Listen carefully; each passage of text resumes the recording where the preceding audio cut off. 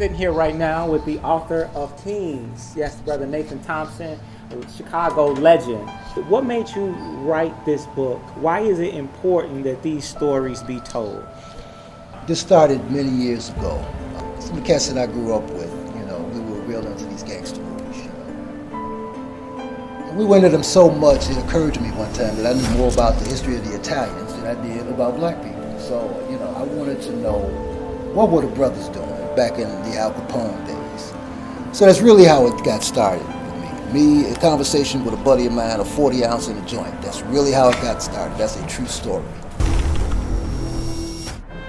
So not long after that, I walked into Woodson Library and I didn't leave for 14 years. And during that time is when I looked up the history of Black Chicago and learned all about the numbers and policy and our role in it and what all that was doing for us as a people. And so we moved from there to, I actually wanted to do a screenplay first, but then it just kind of occurred to me that I would come off a lot better if I actually did a book on this. And at that time, I had never written a book in my life, but I was so moved by the story, I figured it out, and I made the book happen.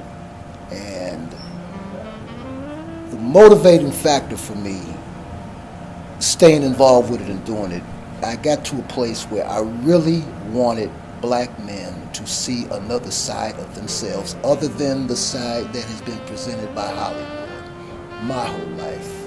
That was the driving factor. Brothers need to see other things we were doing as opposed to the things that other people created for us to do.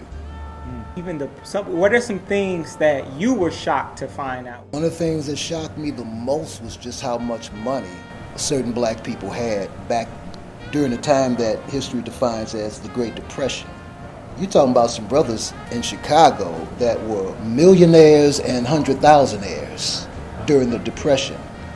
And that led to the discovery that we were just about the only guys in town making any real money during those years. And that's one of the things that made it so lucrative for white gangsters to come after. During its heyday, I think the guys were just too busy hustling to really, they probably didn't figure it out themselves that, hey man, this is big what we're doing. I don't know if they ever concluded that themselves because they were in the moment and they were doing what they needed to do. But when you look back at it as a brief in the timeline of our history, it is a phenomenon. When you look at where black people came up from, see, history in this country is defined in terms of very specific eras. We tend to talk a lot about the so-called civil rights era, Martin Luther King and all this business. There was a lot more civil rights going on among black people in the days prior to the so-called civil rights era. When you go back to the 1920s and 30s and 40s, as a people we had far more unity than we do today. We're grasping for unity today. We're scraping the jar today for unity. For one thing, when you're talking about the 1920s and the 1930s, you're in a time period that is a lot closer to the days of emancipation and Reconstruction as compared to now. We're decades and generations away from that. As a people, we don't feel about that how we felt about it in the 1920s and 30s. Okay, we were closer to it. Our parents, our grandparents, our great-grandparents were literally 1 foot out of that life. A couple of people that are mentioned in my book as it relates to the opening of the Jones Brothers store on 47th Street. This was the biggest thing that happened to the black community in those days. 1937. There's an elderly couple that's there in the crowd for this grand opening. This elderly couple had both been born in slavery. They come out of slavery, and now all of these great things are happening with black people in Chicago. They saved their pennies for years, or for months in this case, so they could come to this opening and buy some things to send to their grandchildren still in the South. I mean, that is a really, really big deal. This couple, I think, was like in their 80s or something like that. Robert Abbott wrote about them in an editorial on the day of, about the event, about the opening. and he dedicated an editorial to this couple, and it just blew me away. It just really blew me away. So when I talk about being closer to the feeling of all of that, this is an elderly couple in 1937 who was born in slavery. They have a lot more feeling and a lot more depth to their feeling about what all of this store opening means. Yeah. So you fast forward into modern day, these are things that we take for granted. Absolutely, yes. So for us to find the unity that we're looking for today, we have to first find some understanding and come to terms with the understanding of yesterday. We have to reorient our minds in that direction, because the first black whatever is not as important today as it was 50 years ago or 75 years ago. And it's a tragedy that we have lost that as a people. That's one of the things that kept us grounded and moving forward in a progressive way. Can you talk a little bit about the politics when you talk about the mayor of Bronzeville and how important that was in terms of the politics that we had and how that then reflected, too, with the policy? Well, the mayor of Bronzeville piece, that begins with Jimmy Gentry. He's the man that is credited with coining the name Bronzeville. He was a entertainment promoter, among other things. He worked at first the Chicago Bee newspaper and then later the Chicago Defender newspaper. So it's James Gentry who once upon a time used to run these promotions for the Miss Bronze beauty pageants. So this is where the whole Bronzeville piece gets born out of, and it leads to the mayor of Bronzeville piece. So Gentry first tried this with the Bee newspaper. For whatever reason, it didn't work there. So by 1933-34, he had moved over to the Chicago Defender and brought the plan there with them, and it was able to be successful there. And it was successful there because of a couple of things. Number one, Robert Abbott, the founder and publisher of the Chicago Defender newspaper, was a race man. And in those days, that label, race man, that means you're a man about the business of the race, promoting the race, progress for black people. Okay.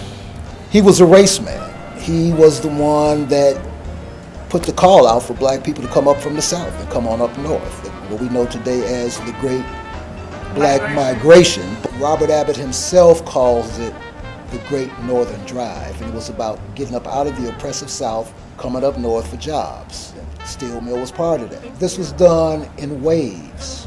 He puts out the call, we come up, there's a lot of progress going on. The mayor of Bronzeville piece worked at this time because it became part of that because of Robert Abbott and because of the Policy King's work that was going on with the Chicago Defender newspaper in the neighborhood.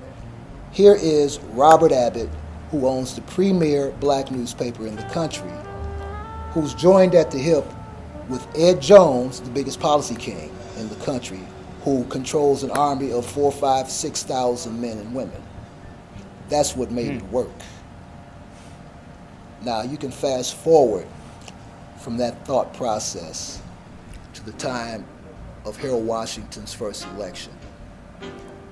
A lot of things got Harold Washington elected.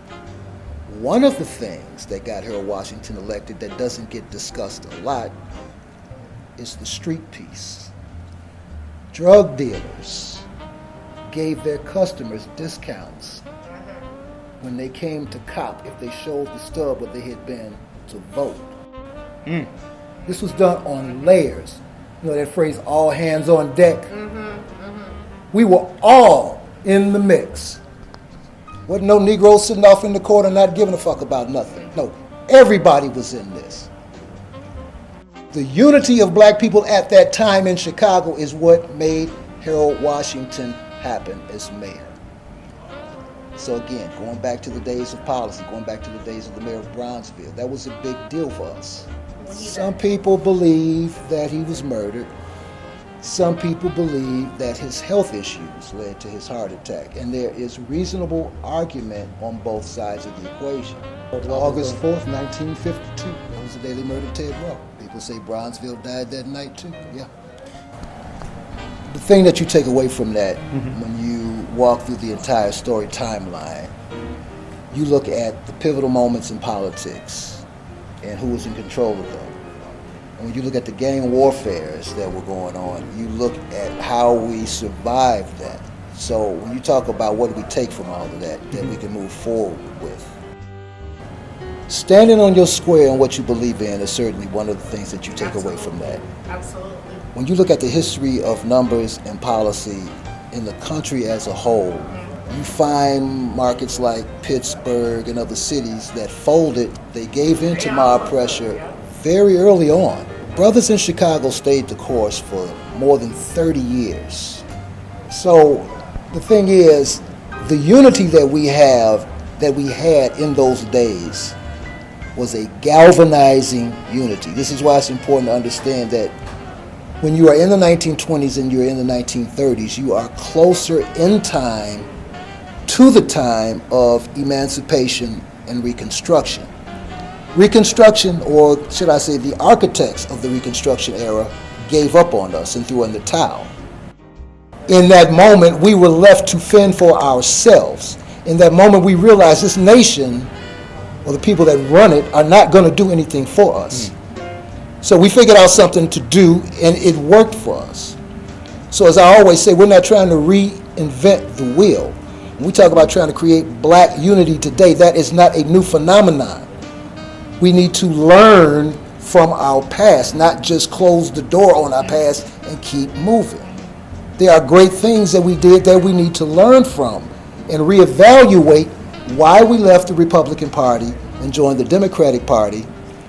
Do we need to stay in the Democratic Party, flip back to the Republican Party, or create our own political entity? That is something that we did not do. We did not stop to reevaluate. We became complacent and kept, or at least we thought we kept moving forward. Funny thing is, every step we took, we were still getting killed, shot, bombed, and marginalized. So what's really happened? So it's important for us to learn from our history so that our futures are controlled by us, our present and our future. And we can only do that. You can only convince someone that they are capable of doing something if you show them and prove to them you've actually already done this before. You just stopped believing in yourself. That's your problem. Start to believe in yourself again. Then you will find your capability. Then you will find your action.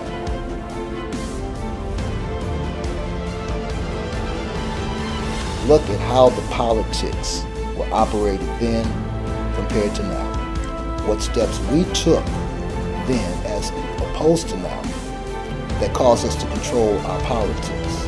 When we were in control of our politics, we were in control of our neighborhood, we were in control of our present and our future. Driven by our elders who had been where we hadn't. And we were respectful enough to listen to our elders and learn from our elders. We lost all of that some time ago, and now we're just all over the map. And many of this can be found in the book's Kings, Absolutely, correct? absolutely. I give you a timeline history. It runs from 1885 into present day, and it walks you through all of the political changeovers, all of the racketeer changeovers, what happened when policy was taken over, who took it over, what they did with it, how they lost it, and how the state ultimately took it and created the state lottery. Because that wasn't just Illinois, that's going on all over this country. The success of state lotteries across this country are built on and patterned after the success of the black policy and numbers operators. That's a fact. And it's still our money that's being spent on the lottery predominantly. So we need to figure out what we need to be doing with our money.